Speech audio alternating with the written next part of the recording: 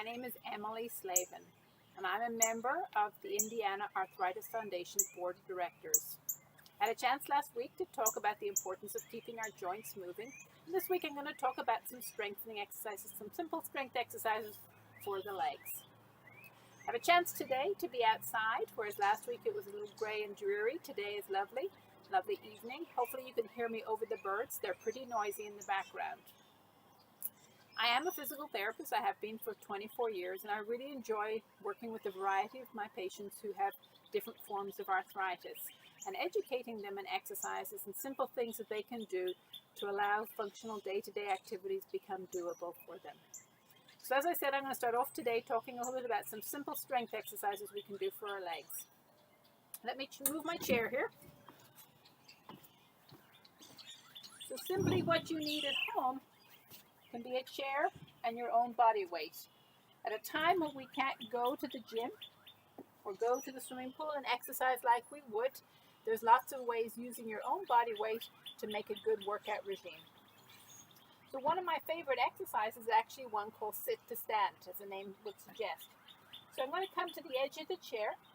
If the chair is a little bit low for me, I can put a pillow or two underneath me just to lift me up for my starting place. But the exercise is simply raising up, coming back down, finding a good width between my legs, some balanced. If I need something for balance, I can put it in front of me. And just taking my time nice and slowly, stand up, squeeze these muscles, and then back down slowly. Usually trying to aim for between 10 to 12 repetitions. If you're comfortable, you can do a little bit more. If you're just getting started, do a little bit less. Your body will let you know what its limit is. If this is a little bit easy for you, what you can do is come down and back up again without fully sitting. That's a nice exercise for your quadriceps, your thigh muscles in the front, and the glute muscles, the ones we tend to sit on and don't use a lot right now.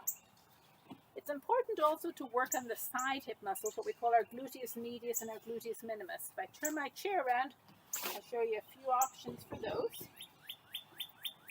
If I'm standing, I can either hold one chair or two, depending on what my balance is like, and stand on my left leg and just work on taking my right leg forward or out to the side or back.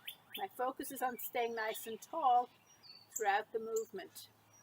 Obviously, I'm working my right leg as I move it forward, side, or back. However, I can also feel a little bit of activity going on in my left leg as I stand to stabilize and not to tip too far.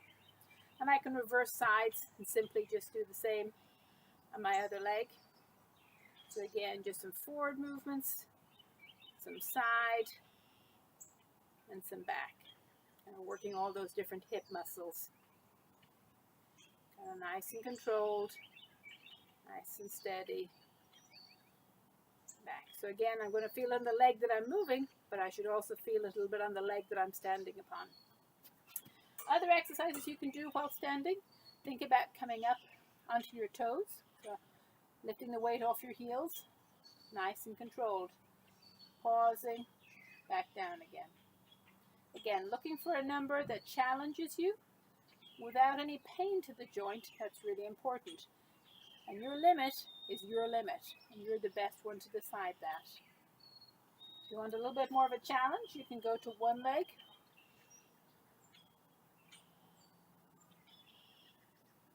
Just doing 5 here, and switch legs to see if one leg is any different than the other. Is it harder to work one side than the other?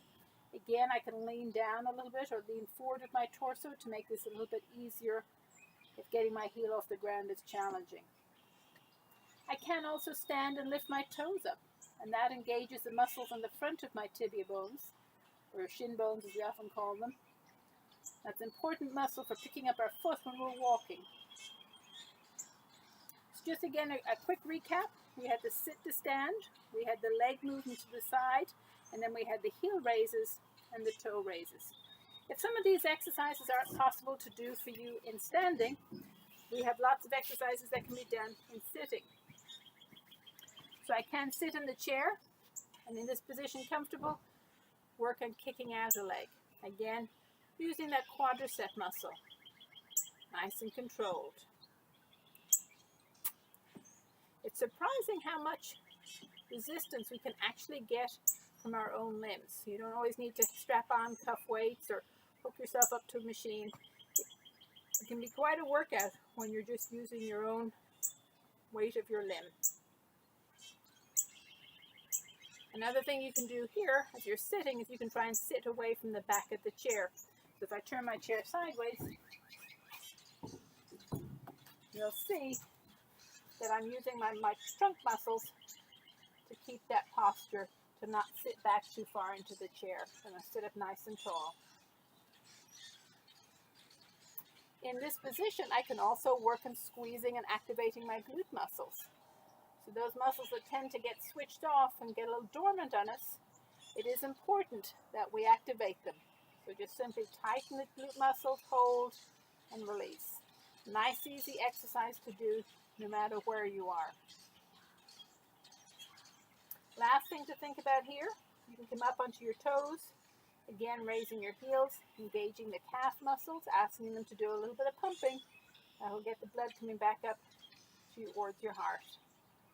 And kind of get those calf muscles engaged, the gastroc and the soleus muscle. Alternatively, you can think about lifting your toes. Again, working the muscles down through the front of the tibia bones, our shin bones, in order to help us pick up our feet a little bit more effectively. So a lot of different exercises that can be done very simply without the need for fancy equipment or extra weights, just thinking about the use of your own body weight as a resistance. Hope you get a chance to join next week. We'll talk a little bit more about trunk exercises and upper body strengthening and things that you can simply do at home. Hope you have a great week, and I'll see you next week.